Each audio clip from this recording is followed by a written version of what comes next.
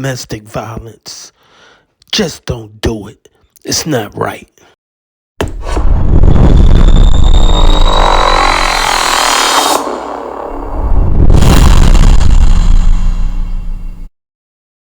Near Pearl Ridge Center. The tragic crime happened in front of the victim's young daughter. We have team coverage of the shooting, including reaction from the victim's family. But we start first with the latest on HPD's investigation. Our Jolani Martinez is live at police headquarters.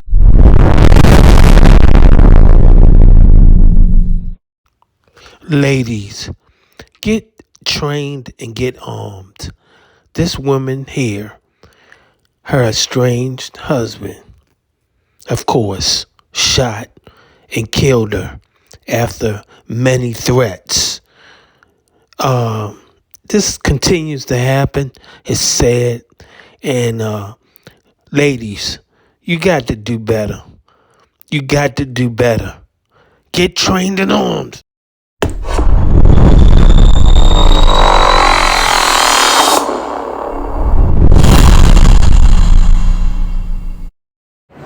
Steph, HPD says this wasn't a random attack, as the suspect and victim were in a relationship. The investigation is still ongoing, and they've classified it as a first-degree murder case.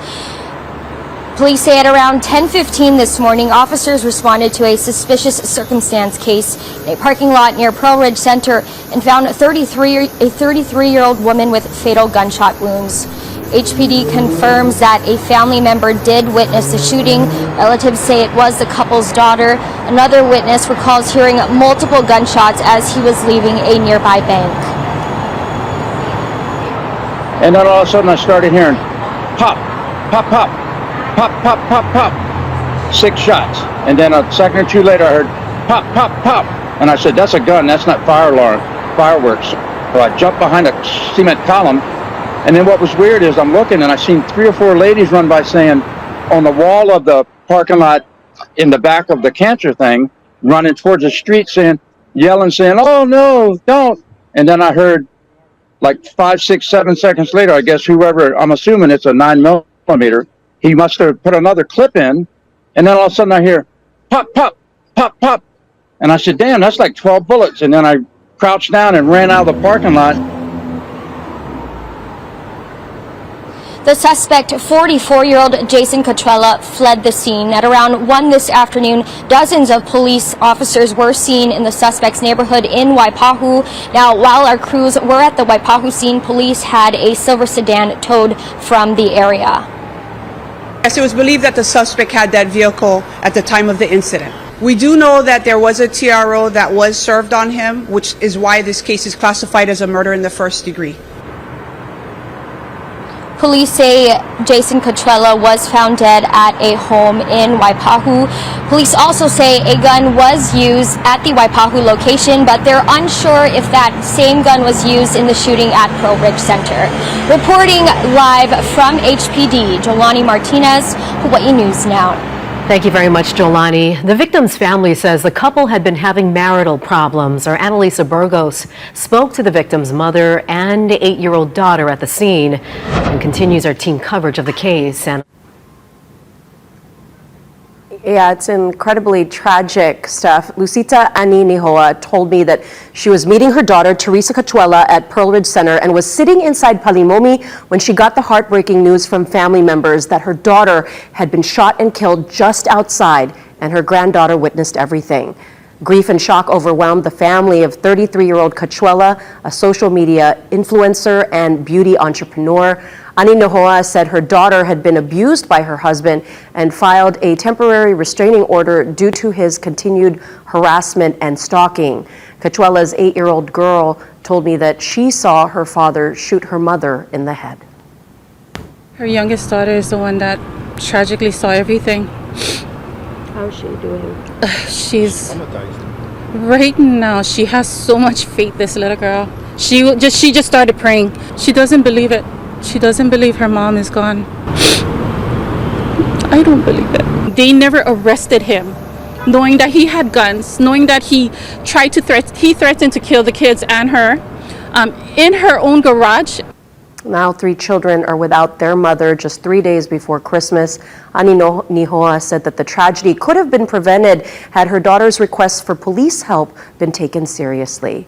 And relatives told me that the suspect was supposed to surrender all his firearms as part of the TRO filed by the victim, and they want to know why and how he had one today. Annalisa Burgos, Hawaii News Now. Thank you, Annalisa. Jason Cachuela did not have a criminal record, but in the days before the killing, he repeatedly threatened suicide. And Theresa Cachuela obtained a temporary restraining order against him for stalking her. Our Daryl Huff has details from court records and the reaction of his attorney and the agency who represented Theresa. Daryl. Theresa Cachuela described terrifying behavior that began on December 6th, just a little more than 2 weeks ago. She did call police on 2 occasions, but there is no indication in the court records he was threatening her. On the 6th, she said Jason made threats of killing himself in front of herself and her children, and he took me alone to Waikiki, she wrote, and held a knife to his neck, traumatizing me and scaring me. The next day, he confronted her again, and she said police responded, and then on the day after that, she writes, Jason was already in the garage hiding under my car, and when I saw him, I ran in the house and my son ran down the road. She said she called police and filed the TRO that day, which says he had firearms at his home in Waipahu. But despite those incidents, court records show that at a hearing just 2 days ago, the couple agreed that he would stay away from her, but he would also have visitation. I saw photographs and cards, loving messages from his wife to him as early as the first week of December. I was convinced that this relationship was retrievable, that at some point down the road, if he got the help he needed, it would be okay. This happens way too many times. I can't even tell you how many times in my career, in the work that I've done and seen, that there's a murder and suicide that happens but it does go back to this power and control concept, where this abuser in this case took not only the ultimate control over the life of the victim, over Theresa, but he then took his own life. Adding to this tragedy was that Theresa said she sought the TRO and called police not to punish her estranged husband, but I am doing this to protect myself, my children, and to hopefully get him the help he needs. Cachuela's attorney said he had found a psychiatrist for him. As is required in domestic restraining orders, the judge in this case did order Cachuela to surrender his firearms, and sources said the police SWAT team did collect some of his weapons. Daryl Huff, Hawaii News Now. Thank you very much, Daryl. And the investigation of this tragic crime has... God bless the victim here and her family and friends. This is just, it happens so much. It happens too much. Damn.